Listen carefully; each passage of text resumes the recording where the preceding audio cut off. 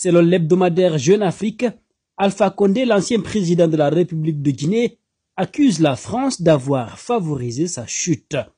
En froid avec Kassori et Diané. Renversé le 5 septembre 2021 après 11 ans de règne, Alpha Condé occupe toujours le devant de l'actualité en Guinée. De sa luxueuse villa à Istanbul, mise à disposition par ses amis turcs avec l'accord du président Recep Tayyip Erdogan, Alpha Condé réactive son solide et riche réseau. Selon l'hebdomadaire panafricain Jeune Afrique, dans son article « Les réseaux d'exil d'Alpha Condé de Conakry à Istanbul », signé de François Soudan, l'ex-chef d'État ne vit avec aucun Guinéen dans son exil turc. Son unique fils, Alpha Mohamed Condé, vit à San José, au Costa Rica. Son épouse, Djené Kaba, est en France, tout comme son discret neveu, Mohamed Lamine Condé, dit Komolam. S'il refuse toujours tout contact avec certains de ses adversaires politiques d'hier, tels que Sidia et Lansana Kouyaté, il a plusieurs fois parlé à Cellou Dalein Diallo, lui aussi en exil. À 84 ans, toujours aussi résilient, le professeur semble n'avoir rien perdu de son opiniâtreté. Dans sa villa à Istanbul, mise à disposition par des amis turcs avec l'accord du président Recep Tayyip Erdogan, entouré d'un chauffeur majordome, d'une cuisinière, d'une femme de ménage et d'agents de sécurité de nationalité turque, ce qui l'oblige souvent à communiquer via une application de traduction sur son téléphone. Alpha Condé vit branché jour et nuit sur la Guinée.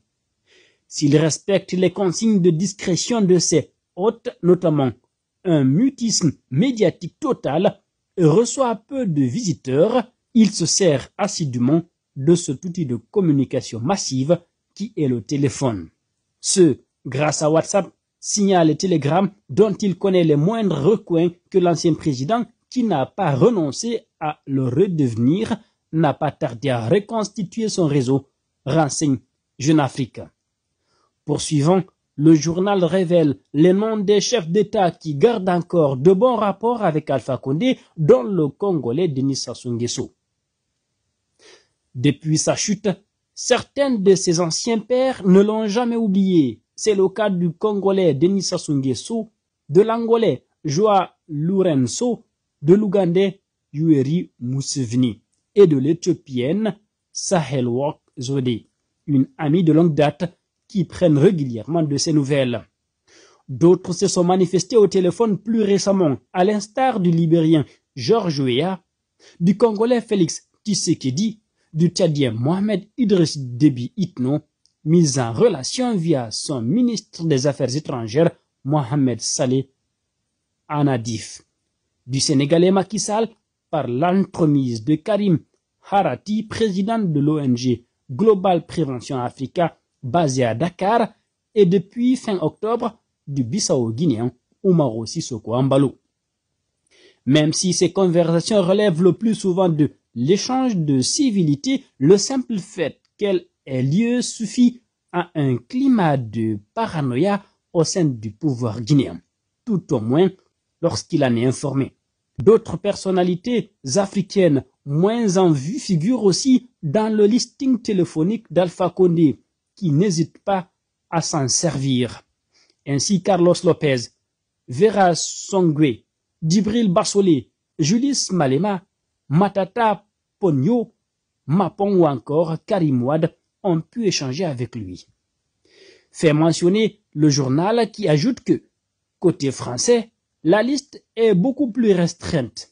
Alpha Condé reprochant aux autorités hexagonales d'avoir favorisé son renversement et à l'ambassadeur de France à Conakry, Marc Fombossier, d'être favorable à la junte militaire. L'ex-président garde contact avec ses amis Bernard Kouchner et le général Bruno Clément Bollet. Il s'est aussi entretenu via un proche commun avec l'ancien ministre des Affaires étrangères, Jean-Yves Le Drian. Si les camarades socialistes François Hollande et Ségolène Royal demeurent aux abonnés absents, Alpha Condé a renoué avec Jean-Luc Mélenchon. Les deux hommes étaient brouillés depuis la présidentielle française de 2017, à qui il a envoyé un message de félicitations à la suite des législatives de juin 2022, informe l'hebdomadaire. Jeune Afrique souligne également que Alpha Condé est en froid avec son ancien Premier ministre Ibrahima Kassori Fofana et son ministre chargé des Affaires présidentielles Dr Mohamed Diané, tous en prison. Alpha Condé estime que la direction nationale du RPG Arc-en-Ciel, toujours coordonnée par le secrétaire général par intérim Saloum Sissi, a largement failli lors du coup d'État, en préférant se mettre à l'abri plutôt que d'organiser la résistance.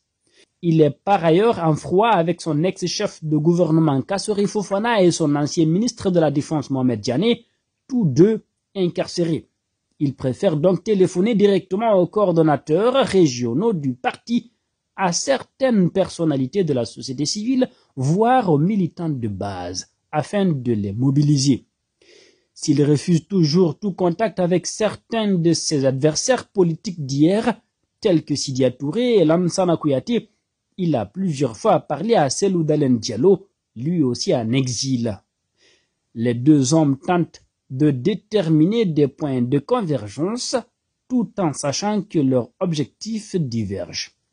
Pour Alpha Condé, il s'agit de revenir au pouvoir afin d'achever son mandat en 2026. Pour Cellou Dalein Diallo, il s'agit d'organiser dès que possible des élections auxquelles il participera. Fait noter le tabloïd signé Noumouké.